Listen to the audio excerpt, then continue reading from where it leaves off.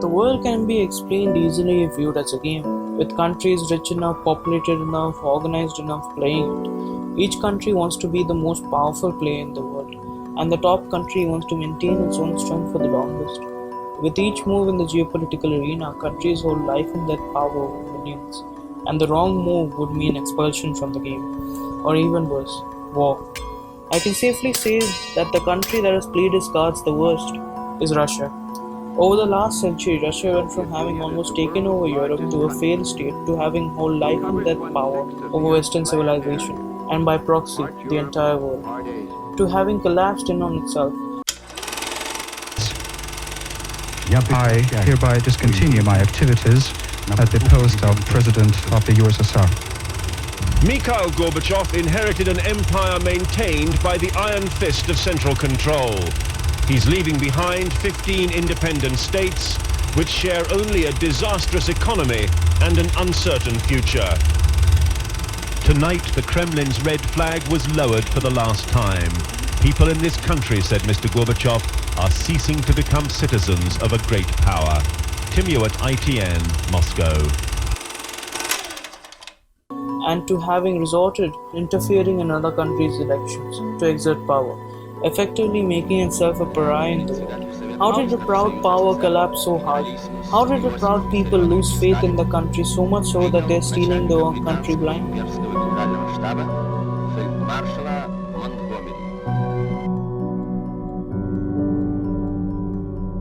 Осталось 3 секунды.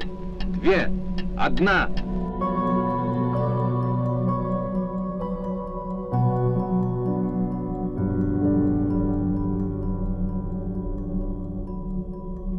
Ровно 75 лет назад, в ознаменование окончания Великой Отечественной войны и нашей ответственности перед настоящим и будущим. Слава поколению, победившему нацизм! Part 1. A Rising Power. To explain Russia, you need to understand Russia's history and geography. This is Russia in the 12th century. When you think of Russia, you generally think of an expansionist power, a people so hardened they can survive the freezing weather of Siberia. But this wasn't always the case.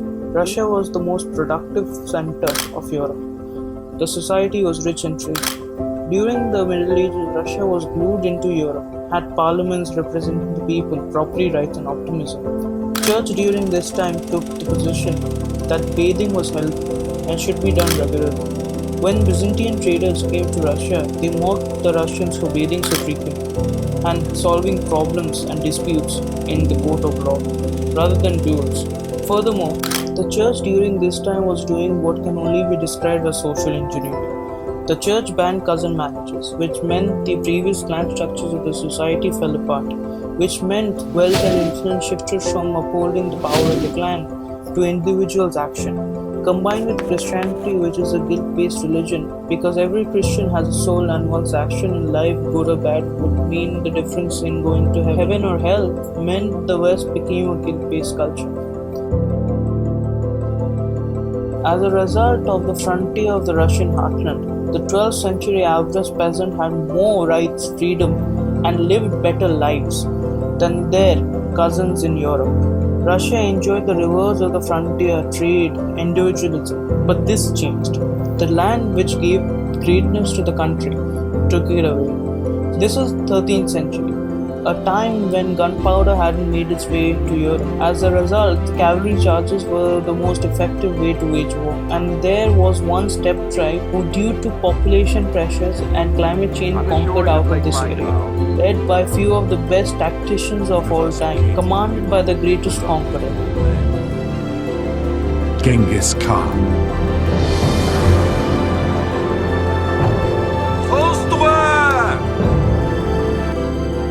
Out of the Mongol conquest came modern Russia. A little known fact that the Mongols and their descendants killed 70 million people. Russia was the region governed the hardest. The peasants were taxed, the free market and the parliaments were destroyed. Power and authority became concentrated in Moscow, which later unified Russia. Russia was pulled out of Europe. The ruling Mongol married the Russian nobility, creating a new ruling class, who saw their own citizens, their own people, as different than themselves. They saw their peasants as different ethnicity and felt less guilty about sending them to work the fields as slaves. The Russian people were stomped on for centuries. This fueled a hatred for the nomadic sun tribes in the future. When Russia became independent, they conquered out of the Russian heartland, using guns to pacify any horse tribes who would not join them. Join the empire or get conquered. They pushed the border as far as they could, as quickly as they could, making sure no future Mongol wannabes conquer the Russians, making sure that the Russian people will not be conquered, that the Russian people will not be humiliated, making the largest country and once the third largest empire in history. Out of the Mongol conquest came modern Russia, an expansionist, paranoid, anti-capitalist, anti-European power. But that's not the entire story. Part 2. How to break a civilization. The Mongol only brutalized Russia. Through grit and fortitude, the great people survived and started to thrive. Defeating their adversary, they began to reinstate the world that they lost, turning towards Europe, modernizing, expanding, building an empire. But there was a problem. The concentration of power in Moscow meant the country was an absolute monarchy. The Tsars of Russia kept all the powers for themselves, and by 19th century, Russia started to fall behind. The Tsars refused to industrialize the empire, and in a time when Europe was expanding freedom and rights to its citizens, they refused to share their power. But at the beginning of the 1900s, Russia started to industrialize. The influx of equity gave the leverage to the people to demand rights, and seeing the situation, the Tsar had to share their power. Russia was getting better. The people had their land, their rights, their power. Russia was getting rich. However, tensions in Europe exploded. The Bismarckian balance of power, which kept Europe at peace for close to a century, broke down. Germany went from a neutral supporter of the European balance of power to its biggest threat, and Russia joined the Great War.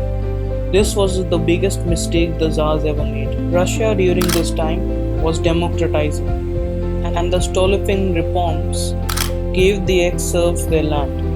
A big reason the First World War happened in the first place was because Germany calculated that they couldn't defeat Russia after 1960s.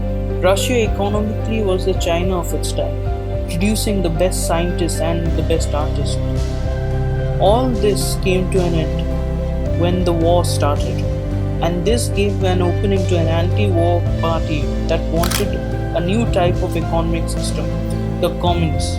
As the war went badly, they did everything right to come into power, and soon as they were in charge, they force-marched Russia into heavy industries, killing a sustainable developing economy. They literally killed the most productive peasants, the kulaks. And a lesson was taught to the Russian people. Working hard would only bring death. Not only that, but they crashed the currency. They crashed the economy, caused famines, set up a dictatorship, pulled Russia out of the world, made Russia a pariah state. Worst of all, they broke the spirit of the Russian people. Today's Russia can be explained by the crimes of the communists. They destroyed a once proud state and made the world much worse than it had to be.